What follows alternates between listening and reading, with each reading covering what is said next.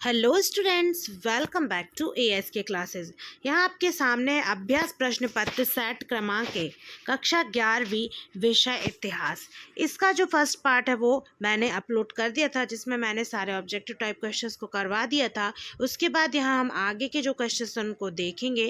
Video को like करिए और साथ में इसका PDF आप डिस्क्रिप्शन बॉक्स से डाउनलोड कर सकते हैं। देखिए स्टूडेंट्स, इस क्वेश्चन पेपर के अंदर आपको सारे प्रैक्टिस के लिए क्वेश्चंस डाले गए हैं जो कि मोस्ट इम्पॉर्टेंट है। इसका पेपर से कोई कनेक्शन नहीं। और यदि आप ये बार बार कमेंट करते हैं कि इस पेपर से कुछ नहीं आ रहा है या ये वो, तो देखिए ये बात पहले ही बोल दी गई है कि प्रैक्टिस पेपर सेट है, मतलब कि ये किसी प्रकार की गैसिंग या कुछ नहीं है, सिर्फ इम्पॉर्टेंट क्वेश्चंस है जो पिछले सनों में आए।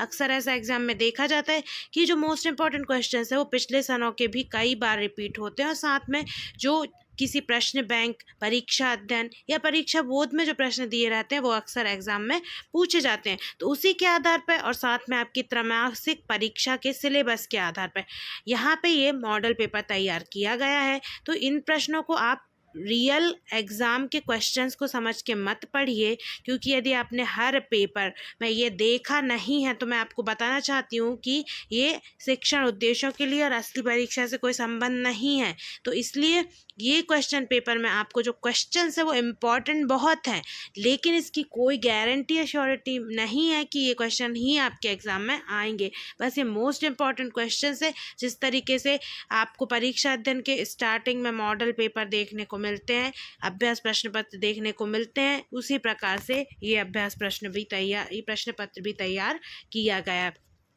ये ऑब्जेक्टिव क्वेश्चंस हमने देख लिए थे। अब यहाँ पे आप निशान लगाते जाइए आपकी बुक में या जो भी आप मटेरियल रखे हो स्टडी उसमें, ठीक है। तो प्रश्न क्रमांक 6 है, जिगुरात किसे कहा जाता है? उसके अथवा में है शेमार का शाब्दिक अर्थ है। यदि आपने सारे पाठों को पढ़ा है तो आपको पता होगा ये किस पाठ में होगा। यदि ये क्वेश्चन आपने छोड़ दिए तो इनको ज़रूर कर लें। फिर है हौज किसे कहा जाता है, फिर है स्टेपी किसे कहा जाता है। ये हुआ प्रश्न क्रमांक 7 कंप्लीट। फिर है प्रश्न क्रमांक 8, मैसोपोटामिया किन दो नदियों के मध्य स्थित है? इसके अथवा में मैसोपोटामिया की खोज कब और किसने की? ये भी बहुत इंपॉर्टेंट है, क्योंकि अभी बार बार ऑब्जेक्टिव में क्वेश्चन आ रहा था। मैं यहाँ पे आंसर की आपको इसलिए प्रोवाइड नहीं करा रही हूँ क्योंकि यहाँ पे टाइम की शॉर्टेज है, 3 सब्जेक्ट का पेपर है, उसके हिसाब से मैं आपको इम्पॉर्टेंट क्वेश्चंस बता दे रही हूँ। फिर उसके बाद यहाँ पे क्वेश्चन नंबर 9 है, मैसोपोटामिया का शाब्दिक अर्थ क्या है और शेमार का शाब्दिक अर्थ क्या है। फिर है क्वेश्चन नंबर 10, रोमन शहरों की 2 विशेषताएं लिखना है और बहुदेववाद किसे कहा जाता है। उसके बाद है प्रश्न क्रमांक 11। प्रश्न क्रमांक 11 क्या है, वर्ष वृत्तांत से आप क्या समझते हैं? और इसके अथवा में है यहाँ पर रोमन साम्राज्य को कितने चरणों में बांटा जा सकता है। फिर है प्रश्न क्रमांक 12, ऋतु प्रवास किसे कहते हैं? इसके अथवा में है इक्वाइट्स से आप क्या समझते हैं। अब यहाँ पे हो गए हैं प्रश्न क्रमांक 12 तक कंप्लीट। अब प्रश्न क्रमांक 13 है, एम्फोरा क्या है और अथवा में है परवर्ती पुरा काल से क्या आशय है। तो इन प्रश्नों को यदि आपने नहीं किया है तो इनको फटाफट आप अपने बुक से देख के याद कर लें। प्रश्न क्रमांक 14 है, बर्बर शब्द का अर्थ स्पष्ट कीजिए और अथवा में है उत्सव का गठन किस प्रकार हुआ। उसके बाद आगे बढ़ेंगे और देखेंगे प्रश्न क्रमांक 15, तो चीन की महान दीवार का निर्माण क्यों किया गया था और इसके अथवा में बाज नामक कर का क्या महत्व है। ठीक है। फिर उसके बाद है प्रश्न क्रमांक 16, हरकारी पद्धति क्या है, स्पष्ट कीजिए और इसके अथवा में है चंगेज खान की सफलता के 3 कारण लिखिए।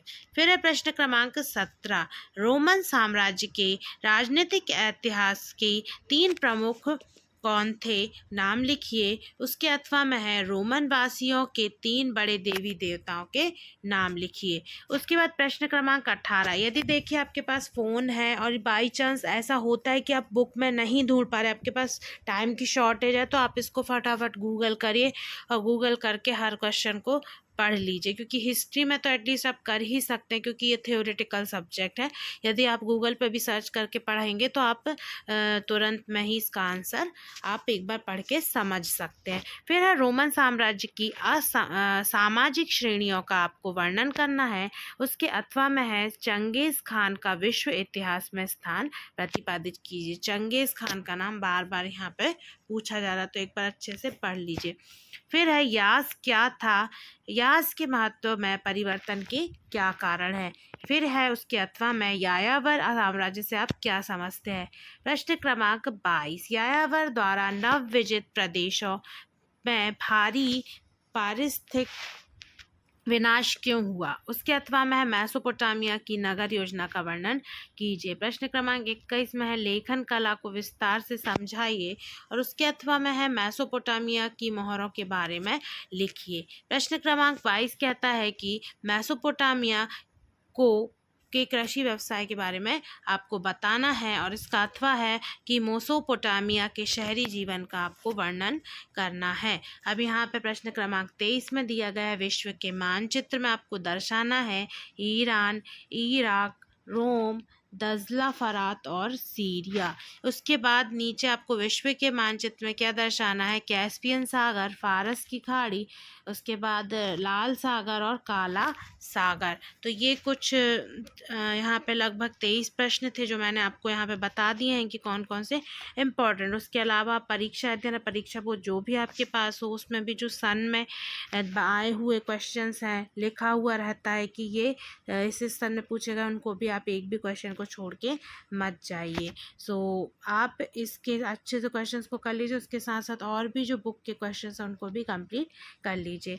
तो फिर thanks for watching this video and मिलते हैं नेक्स्ट वीडियो में।